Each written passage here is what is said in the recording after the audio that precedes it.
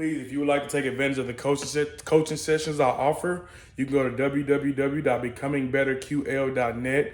Through this coaching session, we're looking to help you become better in every area of your life, physically, financially, emotionally, mental. And this can happen by you going to the website and booking for $30 a month subscription. You can cancel at any time.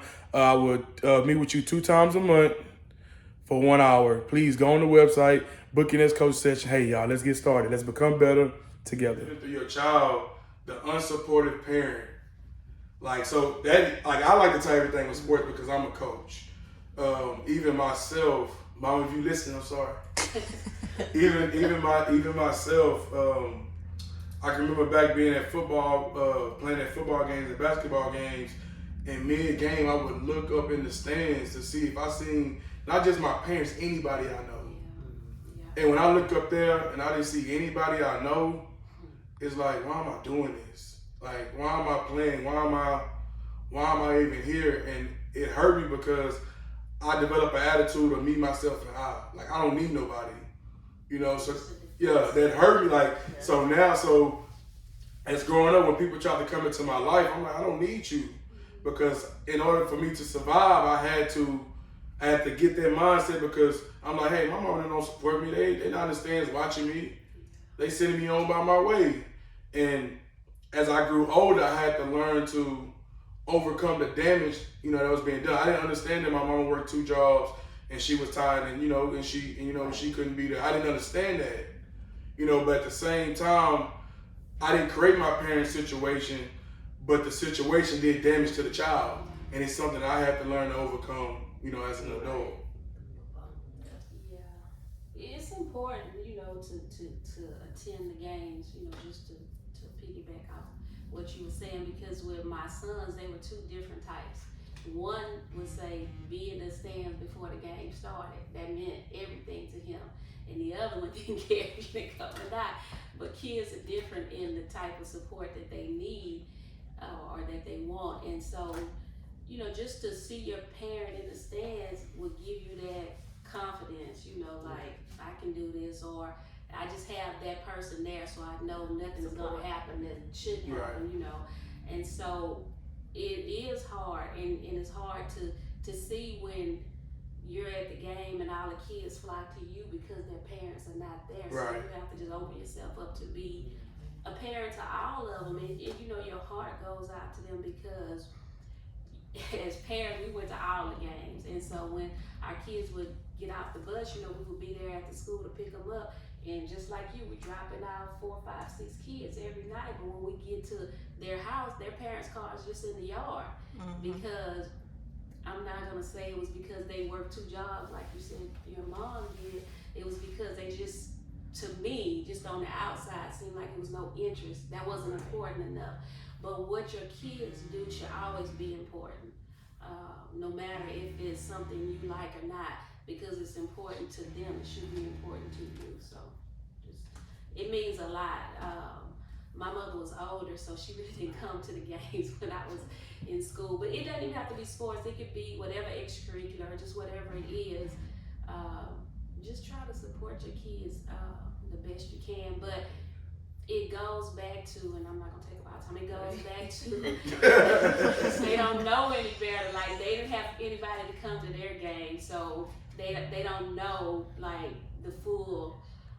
they don't know the full effect that will have just for you to be there, even if my child is not the best. It's like, I love my child, so I'm here regardless to whatever it is. So that's just what I think.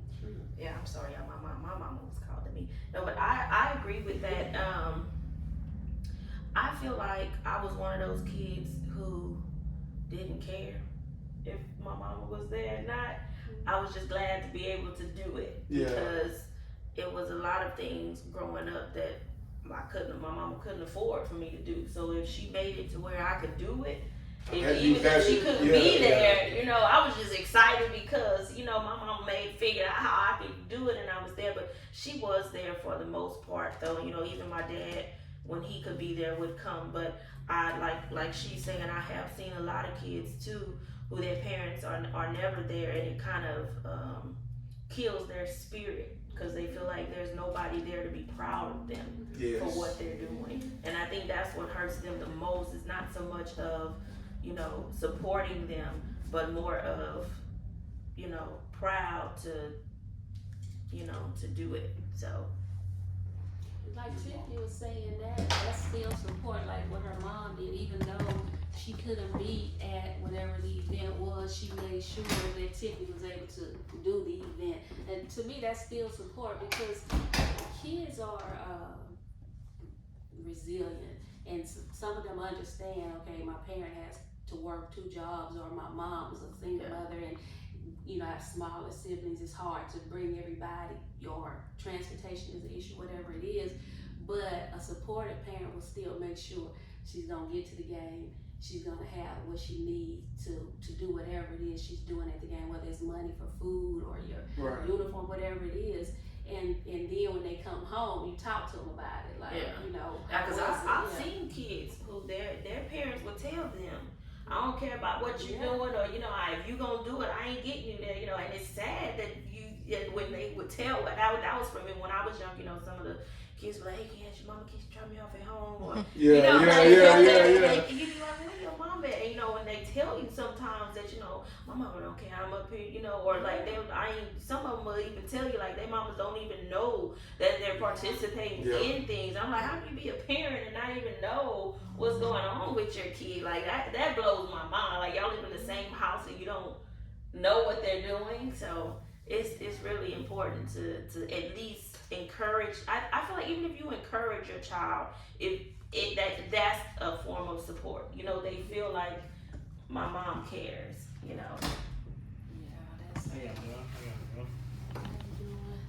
So my question would be, you can have a seat. This is my brother. Let him introduce himself. I'm sure from Haynes, brother. So my question would be, how do you support your kid when your kid is doing something that you don't agree with? Like, so they want to do something, but you as a parent don't agree with what they want to do. It depends on what it is. Is it something that they should not be doing? So let's say, okay, let me give you an example. Let's say that your child you want your child to go to Prairie View, but your child wants to leave the state and go to another school. But you try to convince your child that, hey, if you go here to Prairie View, you can save money. It's cheaper here. They pay out-of-state fees, but your child want to leave. What do you do as a parent? You help them be able to do what they want to do. You let them go. You don't hold them back. I think you just you sit down with them and you talk about everything as far as the financial aspects, what each school has to offer. All the things that come with going out of state, and be honest about what your financial situation is, because kids sometimes don't understand. That would be the only thing that I would say would be different if you can't afford for them to do it. And like Tiffany said, but if all of that lines up, then you find a way to make sure that they can go and that everything is okay, but then at the same time you have to teach them, okay, since this is something you want to do, you really have to get out front to show me that this is something you want to do. My child is doing FFA right now. She is raising a whole steer. And I'm country, but I ain't that country. She got me hauling hay. I'm in there shoveling up cow manure and cleaning out pit. That is not my thing. When she told me she wanted to do FFA, I was like, what? Like, how can you can't play basketball or something? I guess she showed she was passionate about something, so you bought into it. Yeah, I have to, because that's what she wants to do, and there are so many things. I just wanted her to get active in something because I wanted her to do something. And when she said she wanted to do it, I said, all right. What we need to do to get you in. Y'all know how much money? I look at my account every day. Like, where is all of my money? But feed is not cheap to feed a 700-pound steer. Right. But that's because that's something she wanted to do. And even though that's not me, I'm supporting her, and I'm making. But what she thought was going to happen was she'll be like the mother parents, and I was going to do the work. And I told her, you want to do this. So I'm make sure you have everything you need to do it, but you're going to have to show me, like she was saying, if that's what you wanted to do, you're going to have to do it and do it well at that, because I'm not going to, to make up the difference of something because something you bailed out on. You know, if you gonna follow this thing all the way through. Now, if you decide next year that was too much and you don't want to do it no more, okay. But while this is happening right now, and I'm making a way for you to do it, you're gonna do it and you're gonna do it well. I hear you on that. You gotta hold them accountable for it. When you want to buy into it, then you gotta hold you accountable to be able to do it. So that's what's supposed to be. I think, like I said, because kids, they know, but they don't know. Right. I mean, they know A, B, and C. You know the rest of it, you know. So like she was saying, with her daughter, that's something she's interested in, but they don't know it comes with buying fee. You know, my mom got to buy a fee, she got to pay rent, mortgage, whatever. And, you know, other things. So that's when I said you have to sit down with them and say, look, this is what this entails. It comes with all of this. And I need you to help with this part or do your part with it, because I'm not just gonna do it just because it's something you wanna do if I know that you're really not serious about it. If you're serious about it, yeah, we go all the way, like she said, we're gonna go all the way with it. But that's what I say about guiding our kids. And then we know our kids. We know if they jump in stuff and out, in and out every other season. Right. You know, you kind of know, but you still want to nurture them and make sure what it is that they're doing is something that they're gonna follow through on. All right, this your controversy that you don't like right here. Let's put your seatbelts on. Let's take it another level with this unsupported parent. What if your kid is in middle school? It's hard. Y'all ready for this now? This ain't easy now. I ain't gonna answer first. Too much pressure. Your kid is in middle school, and your kid comes to you and tell you that they want to be sexually active. What do you do? Ask why. They see everybody else doing it. They want to do it. So, as parents, what's the take? I think it goes back to being in your child's life from the beginning, because if you are the type of parent that I feel like you should be, your kid is not gonna get into that easily. Yeah, because they're gonna have their own minds, because you're gonna instill that early on.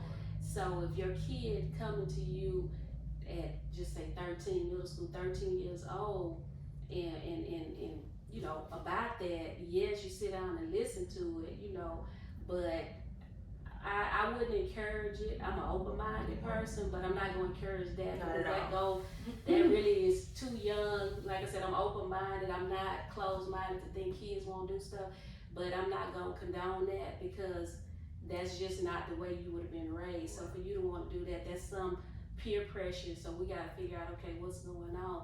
And I'll tell them, you change that. Just because everybody else doing it, I mean, you have to do it. You let them know it's okay not to do it. You know?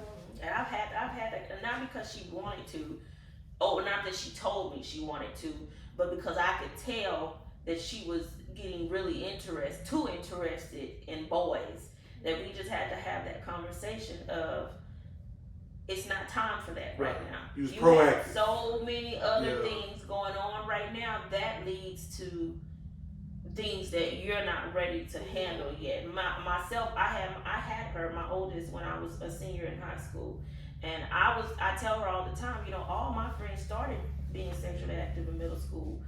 I waited till high school, when I was almost out of high school, and I'm the only one that ended up with a baby on graduation day, you know. And I wasn't ready, but I had to make myself be ready. And it's not that I regret having her that early, but I tell her all the time, it comes with responsibility. And I never make it seem like it's a bad thing to her, because I don't ever want her to feel like, you know, she was unwanted or anything like that. But I just remind her, when I had you, going out with my friends, you know, was over with. I had to go to work.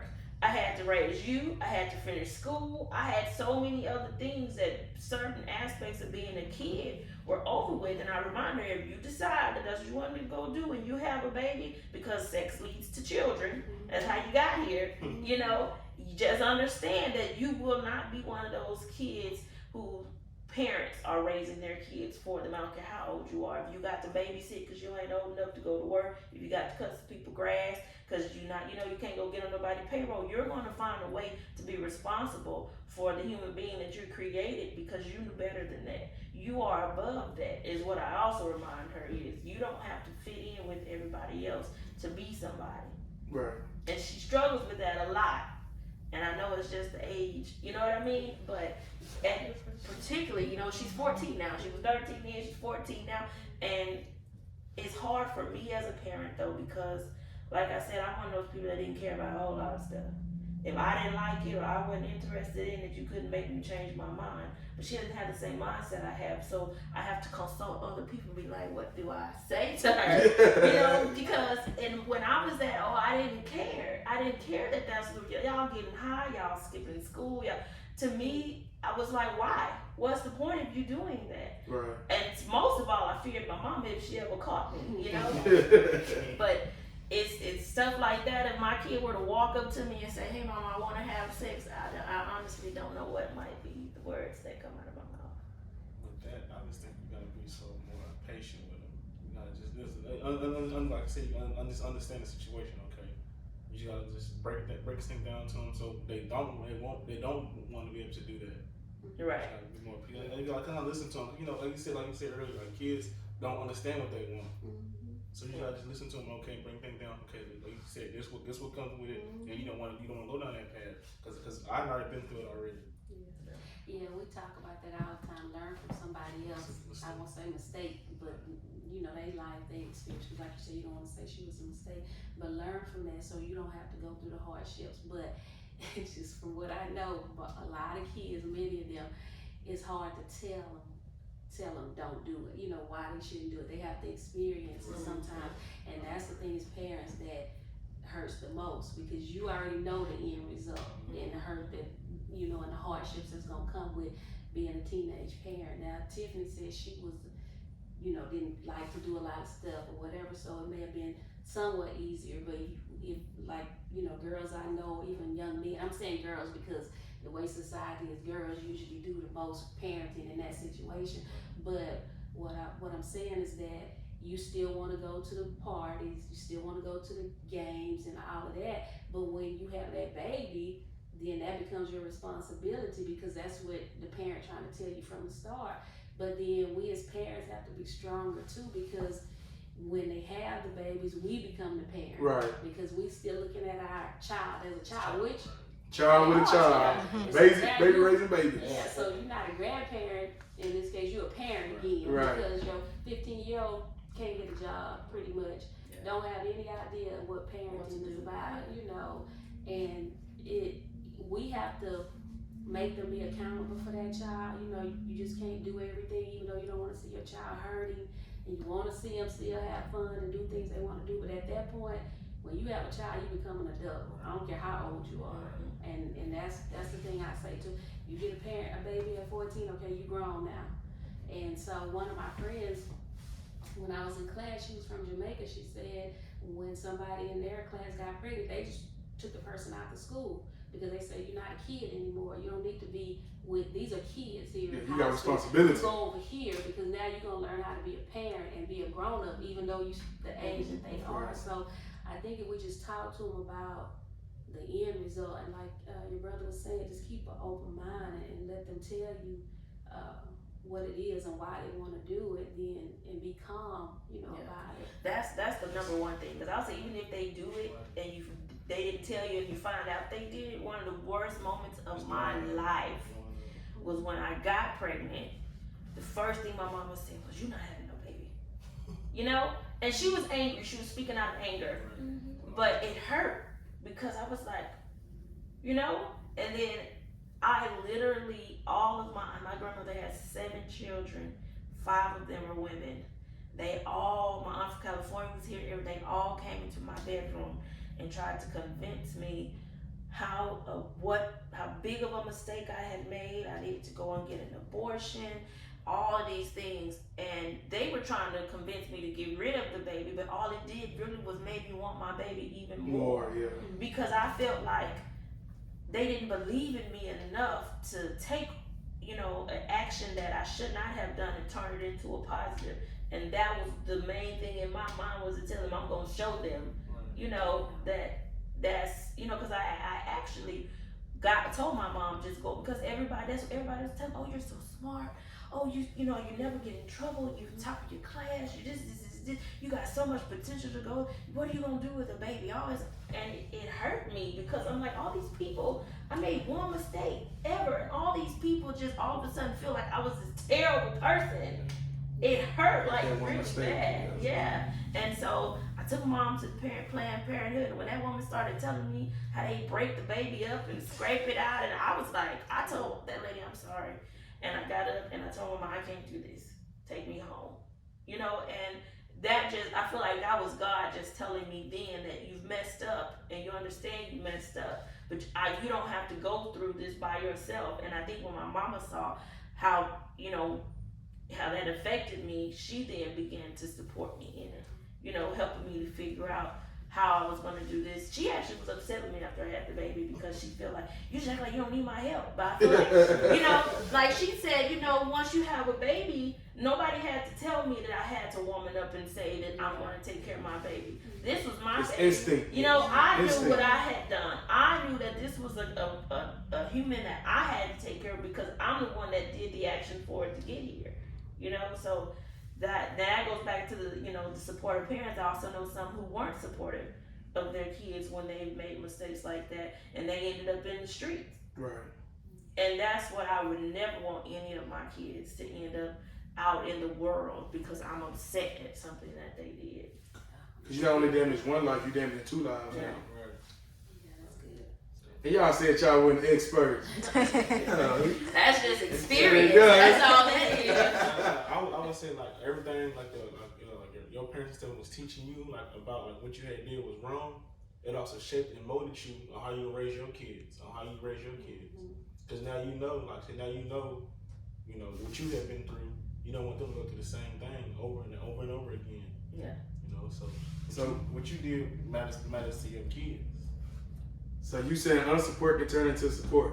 It can. Yeah. It can, but I think sometimes, and it doesn't, you know, I'm hoping that most of the time unsupportive parents eventually realize that, because I don't think my parents were intentionally unsupportive. Right. You know what I mean? I agree with that. Yes. I agree with that. Now you have some parents who just don't care and trifle, you know.